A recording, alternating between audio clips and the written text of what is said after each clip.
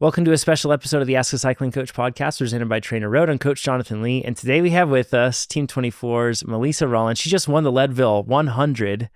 Melisa, you didn't just win the race like casually, but instead you put on like a really, really impressive race, and you have a history with this race. I think you the first, maybe in recent history, or maybe at all, like the first women's runner who's also done the run, or women's racer on the bike side who's also done the run.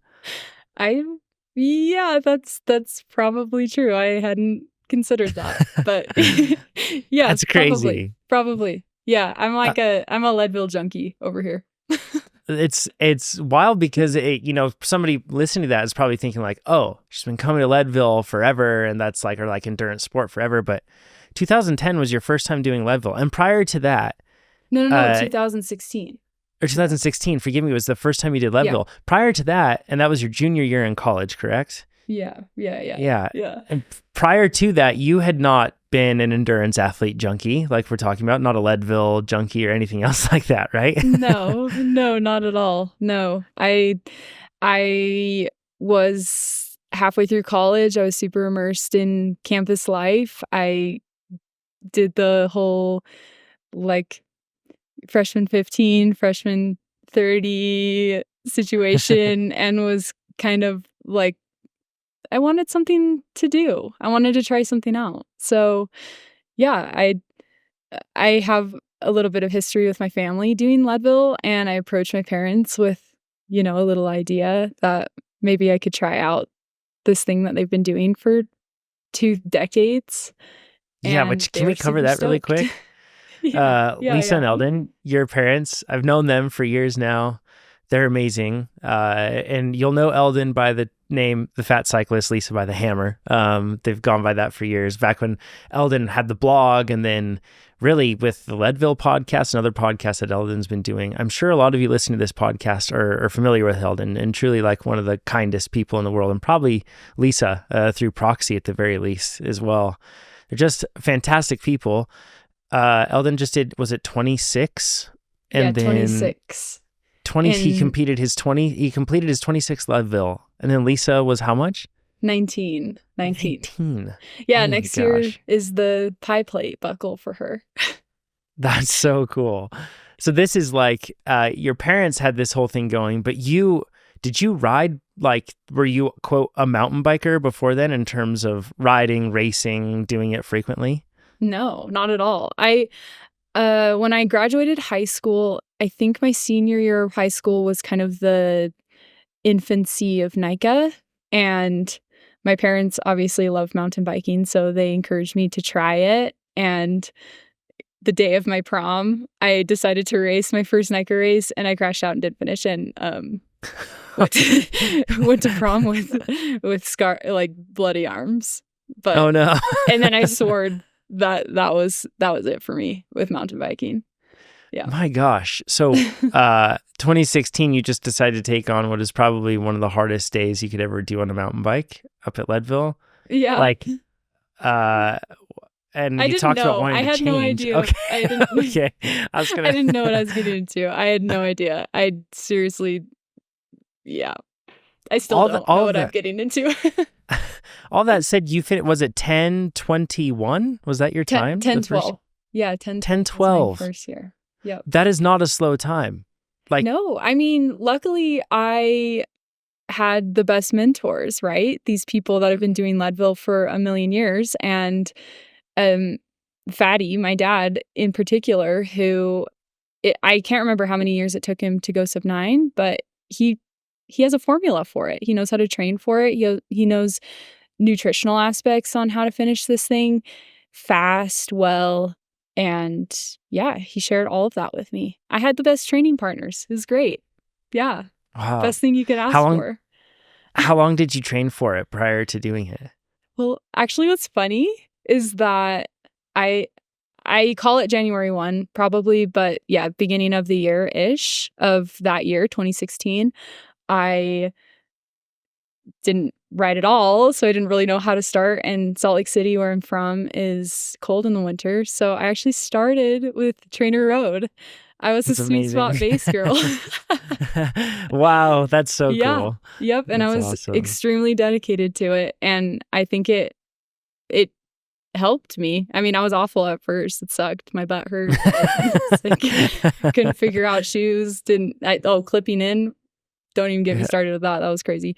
But yeah, the trainer was super approachable for me. And I just watched movies and did the little TrainerRoad workouts. They were great. So yeah, and then when I was ready to try outside, then we transitioned to that. And yeah, the rest is history. I don't know. There might be a little bit in between. Yeah, exactly. Let's cover that. How many times have you done Leadville in between 2016 and now? Have you done it every year since then? No, I mean, obviously COVID year, I didn't. And then actually last year, 2023, I didn't do it either. But every other year I've started the race. 2016, awesome. I started and didn't finish. So I've had 7 attempts, 6 finishes. Wow. Yeah. Sophia reached out to me earlier this year. Close friends with Sophia. You were on a ride together. She took a picture of you two, and then she was like, watch out for her this year. She's going to do really, really well. And sure enough, and she knows, because she knows the sort of training that you're doing. She knows how hard you're working, everything else. But fast forward from just deciding to do it in January 1, getting started and figuring out, going from clipping in to 10:12, which is a super impressive time for the first time. But then this year, smashing it, like this was not you set an extremely fast time as well. Yeah. I want to talk about the biggest. So you're signed to a team, which happened last year, as I understand it, with Team 24. No, I actually was signed in 2021 with the team. Oh, so I've been with the team for a little while. Yeah, I mean, I was signed to the team because of my result at Leadville, which is totally crazy, right? That's awesome. It's this weird journey that I have with this really special race. So I joined the team in 2021 at the end of the year, and then I raced the Lifetime Grand Prix in its inaugural year with the team. And then that is when I switched in 2023 to race road. You started with mountain biking. So did you enjoy the road side of things? I started with Leadville. Yeah, I mean, yeah. It's not mountain biking. It's it's a good, fair people question. Ask if I'm a good mountain biker, which I get to send Powerline as fast as Sophia can, but am I a good mountain biker, or am I just good at mountain biking Leadville? I don't know. I don't know. Back to your question of did I enjoy the road? Yeah, I loved it. It was incredible. I was in an interesting position at the end of 2022. I had some mixed results in the Grand Prix. It was my first year as a real, a pro, racing with pros instead of just doing Leadville and trying to beat my old times. Again, had some mixed results. Wasn't sure if I really loved it. I really wanted to be at the front, but I didn't know what that took.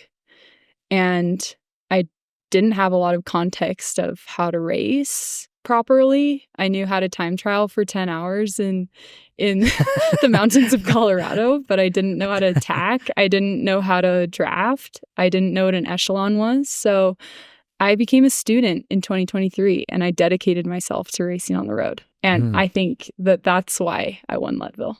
It's so interesting. What specific things do you feel like on the road side helped you win Leadville? I mean, first of all, the road is a completely different sort of effort than, traditional gravel race, endurance mountain bike racing, or at least the stuff that is kind of a part of the Grand Prix, with that being road cycling is all or none. You're racing. I mean, you have your best power numbers. You have it's super, super hard, or it's super, super easy. And so having the ability to learn how to, produce power, I think helped me a lot.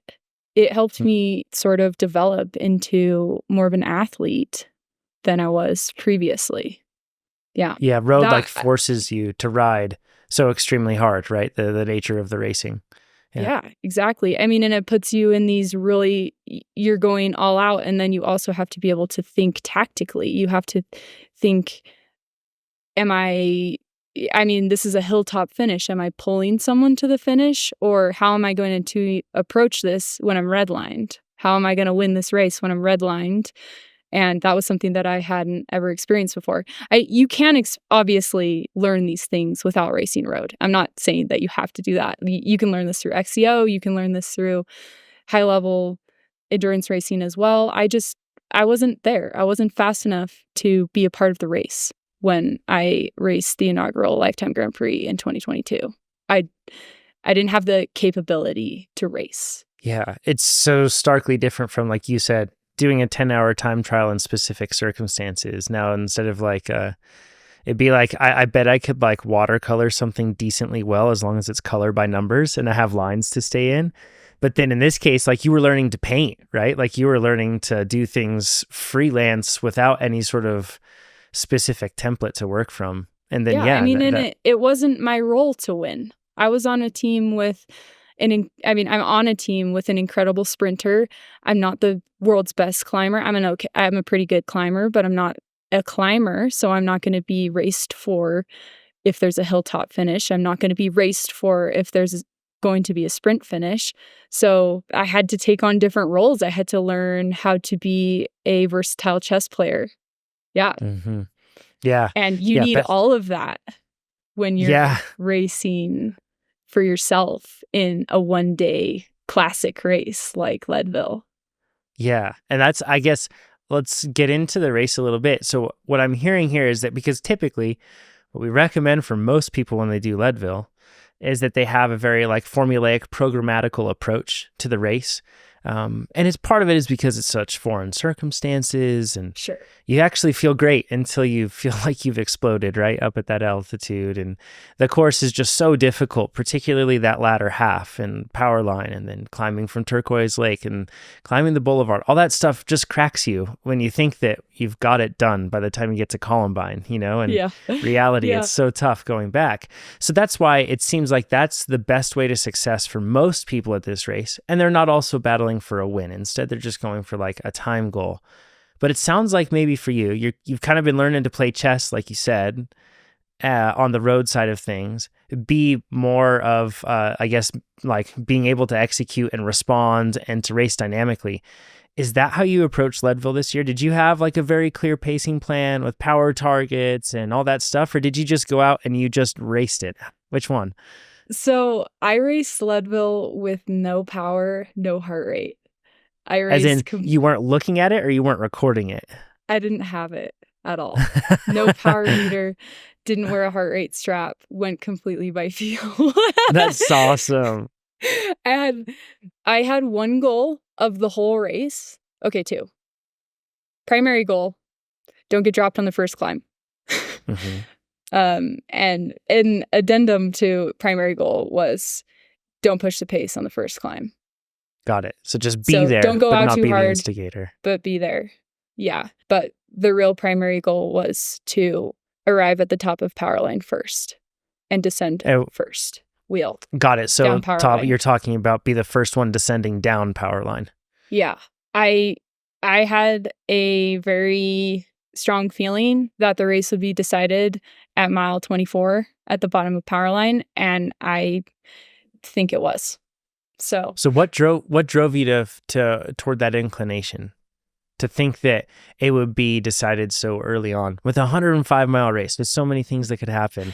What made you think that? Just because of the field.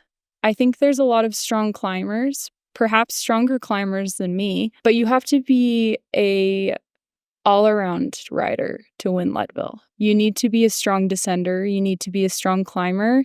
And I thought that there would be enough of a gap between strong climbers and strong descenders that there would be a group that formed after Powerline. And I thought it would be strong enough riders that would make it to the finish. And it did.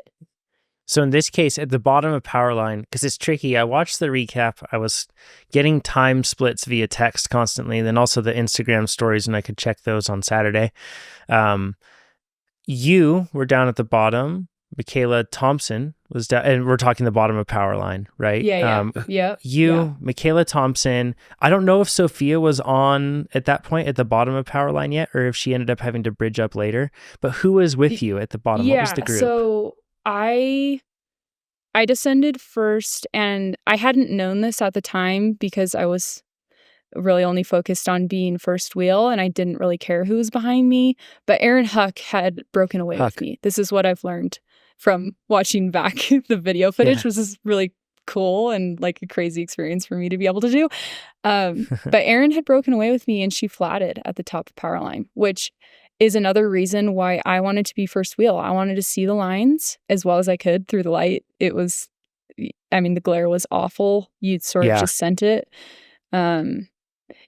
And Sophia she was a little slow to react when I went over the top, but Aaron was there. So it was the two of us, a little gap to Sophia, and then I guess Michaela had also been just there too. So I got to the bottom of Powerline, and I was like, well, I definitely don't want to be alone here. So I sat up and waited for whoever was going to catch me next, which was Sophia. And then once we made it to Outward Bound, which is the new aid station where you divert from the pavement, that's when Michaela latched on too. And I think Sophia was kind of apprehensive to be, I don't think her mind was where mine was, which was, this is it. This is the win. This is the move for the win. I'm not sure if she was there yet because I wasn't sure if she was like ready to work with me.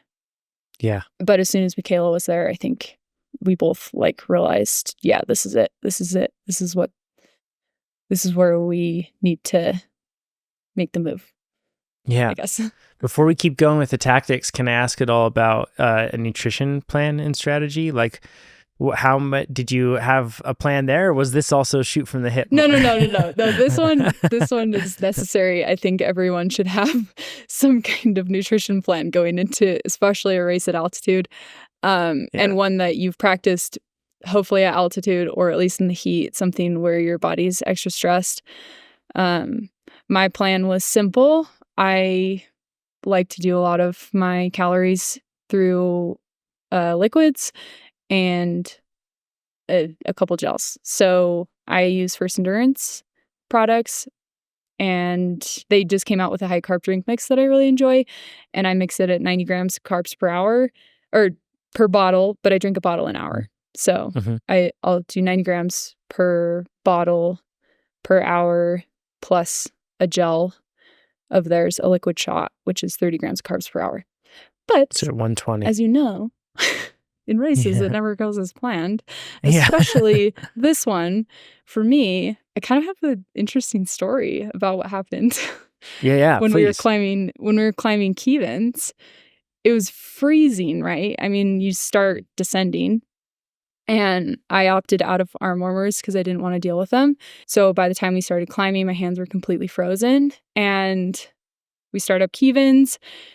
Really hard to the turn, then it kind of chills out. There's a lead group that's formed of maybe like 5 or 8 of us or something, and I go to take a drink, sweet, have my, most of my calories are in the bottle, have a drink, go to put it back, fumble it to the ground. I was like, oh, nice. All good. I got another bottle. I started with 2 bottles. I knew it was going to be a little bit more than I needed to get to the first aid station where I would pick up another. So I'm like, we're all good. Keep climbing. Gonna take another sip, take a little drink, fumble the Oh no. So we're like approaching the top of Kevins. I've got an hour 15 till the next time I'm gonna see a crew member, and I've dropped most of my calories on the ground, all of my liquid on the ground. And I made the split-second decision to not go get it, which was probably a mistake. I mean, I guess it wasn't because it was fine. But you ended up winning. But you know what happened? We caught a pro man, and I rode up to him and I was like, you can say no, but I dropped both my bottles. Is there any way you could give me a bottle? And he didn't hesitate. He handed it to me and I never saw him again. And you didn't even know what it was, right? It wasn't first endurance or anything like that. No. So whatever it might have been. No. He gave it to me. It was scratch, which is like actually perfect. That's probably the best option for me. Yeah. That if it wasn't going to be high carb. I mean, luckily I work with the feed, so I've been able to try a bunch of different products as well. So I know kind of cool. I have an idea of what works, but yeah, it was scratch. And yeah, I just adjusted. I took a few more gels instead of how I was originally planning on approaching the first 2 hours of the race. And yeah, I think it worked out fine. Good backup plan, having the gels there, and then also the Good Samaritan. Yeah, that's pretty awesome.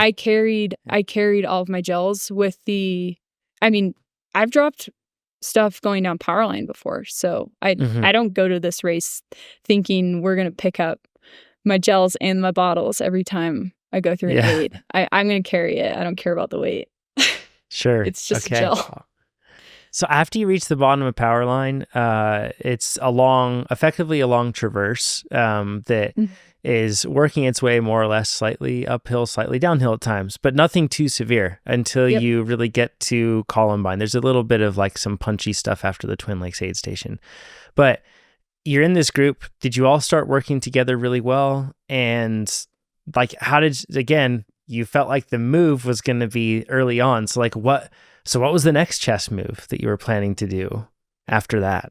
Yeah, just conserve as much as possible on that section. I mean, any amount that I did, just make sure that it wasn't more than anybody else. Be in good position all the time. Make sure I'm not like dingling off the back ever. And yeah, I just ride when I feel good, but never more than anybody else. I guess it's hard without power, right? It's all perception. Yeah, I was just going to ask, like, in terms of perception, how hard were the pulls in the group? Like, were you going to the front and the power was really surging a lot at the front and then you were able to rest? Or was it a pretty smooth pace line? We actually had men in our group. So a lot of this was like perceived, okay, if Sophia's going to do any work, then I'll do as much work as Sophia does. That was my main goal. I wasn't focusing on anything else that was going on. It was just like, I'm doing what Sophia's doing and no more and no less because I want this to be equal. Yeah. Effectively, like almost not marking her in the sense that, like jumping on her wheel if she was going to make moves like you would see in a crit or something like that, but really racing her because that's who the race was with, right? The people you were racing with, not the men in the pace line and everything else. Yeah. I mean, Michaela, don't get me wrong, Michaela's so strong as well. She just, I could tell was sort of like fine to be in the back and I didn't want to be back there. Like I never wanted to be third wheel. I wanted to know what was going on. So I also, anytime I was downhill, I preferred to be in the lead. I took the lead coming down the single track and kind of pushed it as much as I could. So just trying to ride well, trying to ride safe, trying to play to my advantages, I guess, which, I don't know. Going up Columbine, I heard a quote from you saying that like you just kind of like lifted the pace a bit, but I want to know how you judged your effort going up Columbine. Because you're starting at 10,000 feet and you go all the way up to 12,500 feet. So high. So how are you, if you're breaking away solo, you don't have power, you don't have heart rate, because I think that this is a really great thing for people to learn. Perception is so important, right? Like all that data should just inform your perception. So how are you judging your effort? Was it relative to like, were you just kind of looking back and being like, as long as I have a gap on everybody and this feels okay? Or were you actually chasing a feeling or kind of like a certain type of effort that you were trying to go for? How'd you judge it? The feeling that I had on Columbine is the feeling that I go to sleep dreaming about before races. It was everything. It was what I race for. It was I don't know how to describe it. But yeah, you're right. So obviously I was going based on feel, and I went early. I went less than 10 minutes into the over an hour long Columbine climb. Not intentional, actually. I didn't expect to get a gap at all. But at that moment, I knew I was on a good day, and just based on the way that I was passing pro men, they were shocked. There were men that were shocked when I was coming around them. They were like, "Who are you?" That's awesome. Yeah. Yeah. But it also, in the back of my mind, I was like, I could play this two ways, right? You can go and you feel good, which is what I have realized over racing, is that you're going to feel good and you're going to feel bad during these long racing events. And usually I like to just go when I feel good. That's when I need to go, because chances are I'm going to feel bad at some point and I don't want to waste it. So part of me was saying that, which is, this is where you need to go. The other part of me is saying, this is early. And in the back of my mind, I'm recounting the fact that I know Rose Grant, when she's won Leadville, I think 3 times in a row, she was never the first person to the top of Columbine. So that's playing in my head for sure. But yeah, I think I played it as I was trying to go off of perceived effort, obviously, and I dialed it. If that was 10, if I could go at 10, I dialed it back 2. So I was going at 8 or whatever. But yeah, I was like, it's hard effort though, all the way up then. So it was not like, no. Even though sometimes people talk about those magic days as chainless days, you were still working hard. It wasn't like you just felt like everything was easy and you were rolling away. It was a bit chainless until I got to that upper section. And yeah, that was rough. And it's possible I overdid it there, because I did kind of come apart in the second half of the race. But yeah.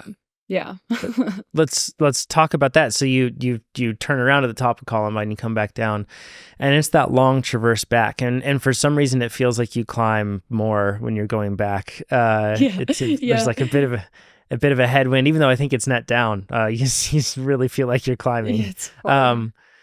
It's a really long drag. How were you managing your effort there? Because now your gap has extended.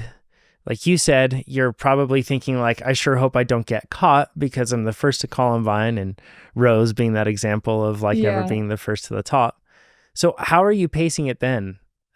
Was it just like I've had this before personally, where it's like the scared rabbit feeling, where I'm just like running away from something I fear that could happen in the back? Or were you kind of going about it in a more methodical approach? Gosh, it's terrifying, especially because at that point, I was mid pro men that were dropped. So they're obviously stronger than me on the flats. And I mean, just in general, I think that that's pretty typical.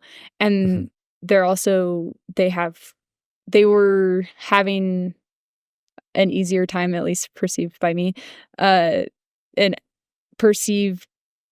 I was perceiving that they were able to have more like staccato style efforts. So like anytime it was uphill, they'd, be able to stand up and row and go a little harder and then kind of settle back in. And like surging was excruciating for me. I started cramping coming down Columbine. So. Oh my gosh. Oh no, this is too early. So yeah, I was freaking out. I knew I had a lead, but I was like, whoa, this is too early for me to be cramping. Yeah, how'd you solve the cramps? What happened? Did they just go away? No, I mean, every single time I descended and then climbed, I'd have excruciating cramps for like 45 seconds. And so you just pushed through it. Yeah, actually, I could tell that they weren't gonna cripple me off the bike. I guess maybe they would have, but I don't know. Yeah, I just pushed through them, and then they would kind of settle down a bit as long as I wasn't making any like weird movements. Standing was absolutely not an option for me. Wow. So yeah. But the way that I sort of gauged my effort in between Twin Lakes and the bottom of Powerline was just that I was like, I gotta go easy because I know how hard Powerline's gonna be. I gotta go as easy as possible but still try to stay with men because I knew behind me that everybody else would be doing it too. Oh yeah. That's like so this is the first year that the women had their own separate start, which is a huge step, like huge. Yeah. And I'm sure that it changed the dynamic of the race in huge ways. But within that still, like, you know, you're going to come across other athletes, whether it's extremely fast age group men that are catching up to pro women, or whether it's on the other side of, or maybe even it's age group women that are catching up through there. The point is like different classes, right? Like you're going to be racing with different classes and coming across them, whether it's catching the pro men that started ahead of you or amateur women or men coming up behind. I'm sure that everybody, like nobody rode alone. Everybody just had to do that. And it's within the rules. Like there's no rule barring that. Unfortunately or fortunately, it is a part of our sport right now. And that is it. I'm not going to give myself a 10-foot gap behind a group of dudes just because that's what would be morally right. Is it moral? I don't know if it's a moral dilemma at this point, but I think until it's a rule, it's going to keep happening. You know, that's how you win the race. And in my opinion, there's no way to govern or manage it. We even see that sorry, this is a bit of an aside, but I think it's an important topic to talk about. Yeah, I think so too. Yeah, in the triathlon world, they are starting to introduce a technology called Race Ranger, and that sits on the back of the seat post or the saddle of every rider. It has LEDs on it, and those LEDs then indicate to the person behind them if they are within a drafting range, whatever they declare the drafting range to be, and that's customizable, or if they are not within the drafting range. And then they have referees that are kind of kind of pacing next to the top athletes. However, even with Race Ranger, even with all this stuff, people still are going to be drafting, and people still draft all the time. And that happens. In my opinion, the only way to solve this is if you think about it in terms of track and field, it seems so silly to think of running the pro men and pro women at the same time, but with a little time gap even. It's on separate days because it's a totally different, it's different divisions, and you'd want to keep it separate so the races can be their own. So I'm not sure there's a way to really solve this at the scale, like the courses, how long they are, and people in back that don't have the attention on them will forever have the opportunity to take advantage, and nobody would know. So I feel like separate days, would be the answer. And I understand there's a huge amount of cost, and that's like a totally different discussion. But yeah, that's, I hope everybody listening to this can understand the fact that you can't fault any of the pro women in this race, or even go the other side of the age groupers that caught pros that were riding with the pros. You can't fault any of them for drafting off of anybody. That's not against any rules whatsoever. Yeah. I mean, and I think as an important point, the winning move was not made with any sort of man involved. It was made woman-powered completely. I had a gap at the top of Columbine by myself. I was not working with anyone. And there's no drafting up Columbine. Speeds are not that fast. No, I don't think so. Yeah, that's for sure. I mean, it's an interesting, I think it's interesting.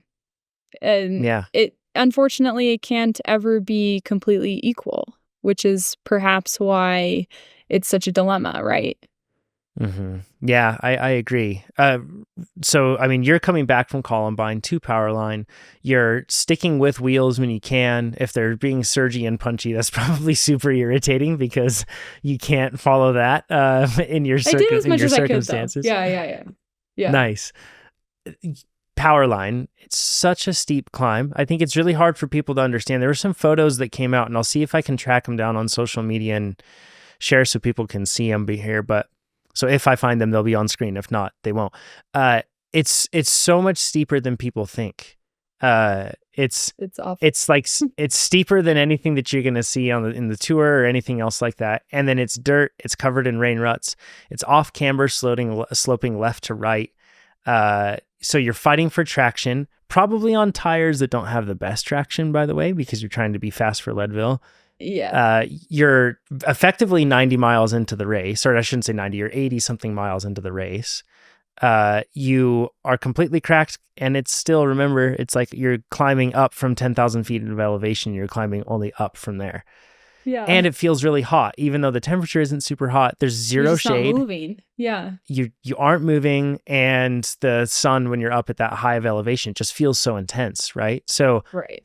It's every element. It's the hardest climb, I think, in mountain biking. It's just the placement of it. Not, it's just yeah. so It's tough. not because it's it is a hard climb, that's for sure. But I think with the fact that it's at mile 75, and you've already, killed yourself to that point, like it's so hard. Yeah, it is. Everyone will tell you that. Anyone who's ever been up that climb will tell you that. So how did you handle that? Were you just surviving at that point? Like completely. Just going as hard as yeah. Yeah, okay. I was doing math. I was saying I knew how much time I had in the bank, or how much of a gap I had. And I know these climbs really well. I've done them not hundreds of times, but I've done them a lot of times. I've done them fast, I've done them slow. I know what kind of effort it takes to go fast. And I was not producing that effort. It was very awful. There was a lot of people passing me. But I knew I was moving, and I felt like in my head, I could probably, in my mind, I knew that if the person behind me, because I wasn't sure who I had the gap to at that point, if the person behind me was climbing really well and I was climbing really poorly, I thought that a 7-minute deficit, which is what I had on them, would be enough for me to get to the top still in the lead. And I felt like if I got to the top of Powerline, there's a chance I could win. Wow. Just based on, as long as my legs were cooperating and I kept eating and all of that, I felt like there was a good chance, or at least a chance. What was that thought like, to think that you could win? Because rewind to 2016, and like, I don't think you would have been even, could you have told yourself that, hey, in 2024, you're going to be in a position with a 7-minute lead at the top of Powerline? I don't know. I mean, were you even thinking of that, or no? Were you just focused on executing? Anytime the thought came up, I had to like, stop. Yeah, sure. That's shove right. That down. Makes sense. Yeah, because it was like, I don't want to get my hopes up for something that's not going to happen. I didn't allow myself to believe until I could see the finish line. Wow. Now, in the recap video, which we'll link to down below, they're fantastic. I'm not saying that it was an intentional misrepresentation of the race, but it doesn't give the course the amount of credit it deserves for after Powerline. It's really hard. Just skips right to the finish. Mm-hmm. Yeah, and there's so much hard stuff in between then. Like, you go down a descent where it's actually quite easy to flat and make a mistake, which is going down Sugarloaf. So after you climb Powerline, you drop down. It's really easy to make the sort of mechanical causing mistake on that descent, because there's a lot of big rocks in that descent. Right, and that was not, my priority at that point was actually not to keep my bike intact. It was to win the race, and that was to go as fast as possible. So I could have made a mistake there, but we're lucky, I guess. And then after that, luck plus being able to sort of try to pick lines, but yeah. Oh, yeah. I think, you clearly wasn't pure luck, or else it would have ran out at some point, right? Like, it's just, there's too many things that can go on. Totally. And then that climb afterward at Turquoise Lake, you're on the road. And then after that, it goes onto the dirt for a little bit. And then it kind of like roller coasters until you properly descend. That climb on the road is hard. It's hot. Again, it's exposed.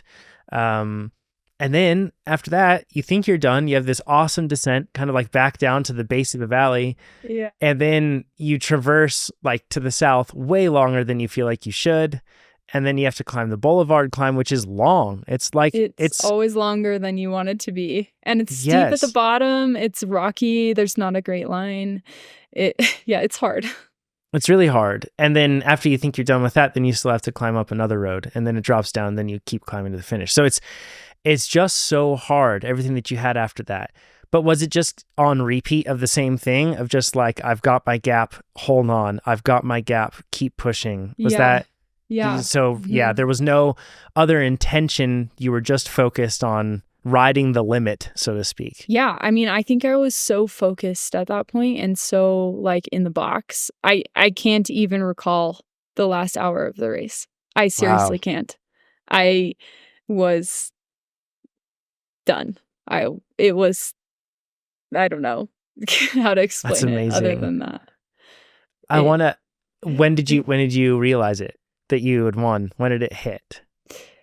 I mean, there's even a moment in the highlight video, I think it was then, when I went up to the Razor that had been following me for basically since the bottom of Sugarloaf.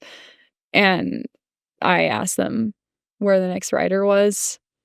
Because I actually on the boulevard looked back and I had, motorcycles and e-bikes all around me for that whole, final hour. And I looked back and one of them had dropped back and was next to a rider. And I was repeating what happened to Sophia. And I was like, I don't know if I have that. I don't have the gas pedal that she has. Yeah. So, luckily, that's why I asked, is because I was like, I'm not sure if that person is someone that I need to be extremely concerned about or not. And Michelle Duffy was like, no, I think you have it. And I just was like, oh my gosh, I can't believe it. It's like a dream realized. The impact of this is so hard to explain to somebody that doesn't understand my story or how much emphasis I put on this race or, my family's, how meaningful this race is to my family. I really can't explain what that feeling was even before I finished. Just, it was euphoric to climb those last, 100 meters of 6th Street in Leadville. Yeah. How cool. It feels, sorry, as a personal aside, expressing my personal feelings about this, it feels like poetic justice. It feels a bit beautiful because your family has given so much to this race. And I don't mean to imply that the race hasn't given anything to them either, right? Like, and it's not like, your family has built such a strong relationship of this race and brought so many thousands of people to have an incredible experience at this race. And then for you to have this, me included. Yes. It just feels so perfect. Like it's, I am absolutely positive that all those involved with running the race at Leadville I'm sure they're excited when anybody wins this race, but this is special for them. And I feel like everybody listening to this that knows of your parents and knows of you and your story, it feels extra special. It's just incredible. Yeah, I mean, it's really shocking. I'm a bike racer, but I'm not a winner. I mean, I'm not who if you looked at the start list, you weren't like, they're the winner right here, this one. Not me. I was like worried about riding my bike with no hands across the finish line. You did that, by the way. You did it really well.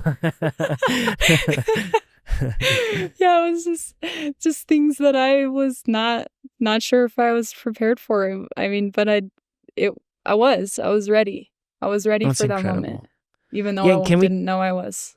Can we spend some time talking a little bit about that, about the fact that you were ready for that? Because we've mentioned the word luck a few times, and I'm sure that we all believe the fact that like luck in reality, it doesn't exist in terms of some cosmic force, but instead it's, what do they say? Luck is when preparation meets opportunity.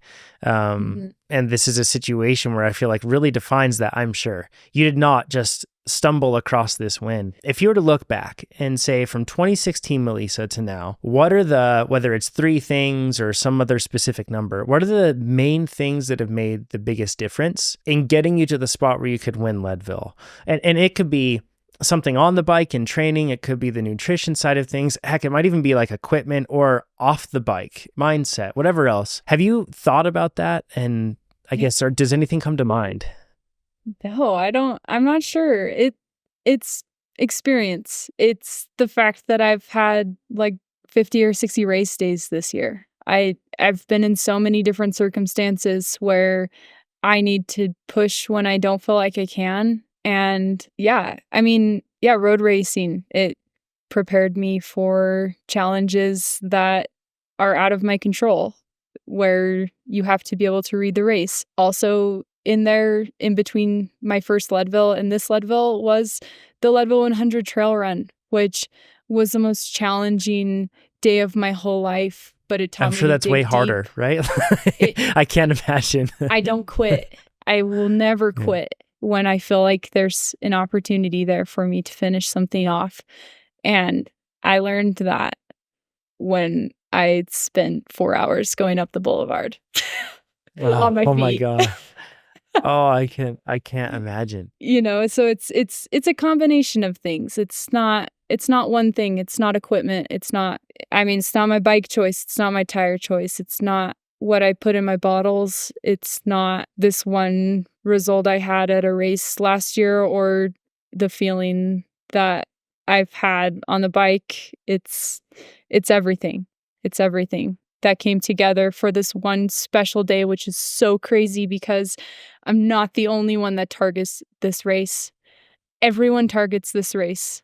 Mm-hmm. And only one person gets to have this day. So it's crazy that it's me. Yeah, it's got to feel surreal. It's got to be amazing. This is such a cool. It's been such a cool thing to witness, and I hope that the listeners listening to this, like I'm filled with hope. It makes me believe in trying and going out and giving myself opportunities to try, right? And that's like you talked about. It's the sum of so many things all adding up to make it so that you were ready for this. Melisa, I'm super grateful for you taking the time to talk about your performance on such an incredible day and also your backstory. Is there anything else you'd want to add? Maybe in particular, we've got lots of women, even young women that are listening to this. Is there anything in particular you'd want to tell them in perhaps whether it's their pursuit of Leadville or just cycling in general? Yeah. It doesn't happen overnight. That's what I've learned. I've had this dream since the first time I crossed the finish line. I have thought about what it would feel like to win Leadville. And I would even get emotional thinking about it 5 years ago, what it could possibly feel like to finish first at Leadville and come across the line with your hands up. It's crazy. Don't stop believing. It's possible. Anything is possible if you put your mind to it and you trust in people that trust in you. And dreams can come true if you put in hard work for it as well. Yeah. That's awesome. Well, Melisa, thank you so much. On behalf of all of our listeners, thank you so much. On behalf of me personally, thank you as well for this is super, it's just such a beautiful story knowing I feel really close to I know your parents and I've seen your story from afar for years now. And this just feels so cool and so inspiring for me personally. I do have grateful. Probably one thing that was my favorite part of the whole race, which if somebody else gets to experience this too, I hope that someone can.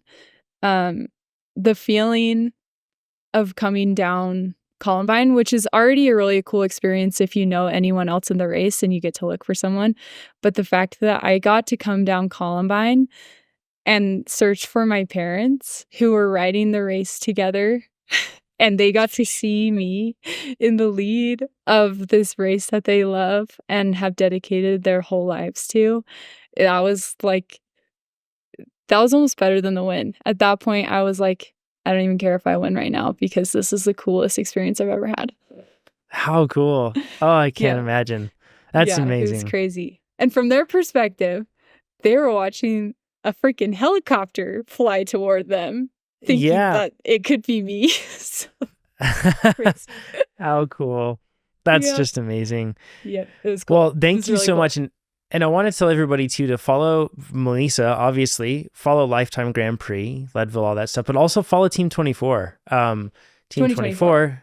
2024, forgive me. So this team and other teams like it, they're the ones that make all of this possible.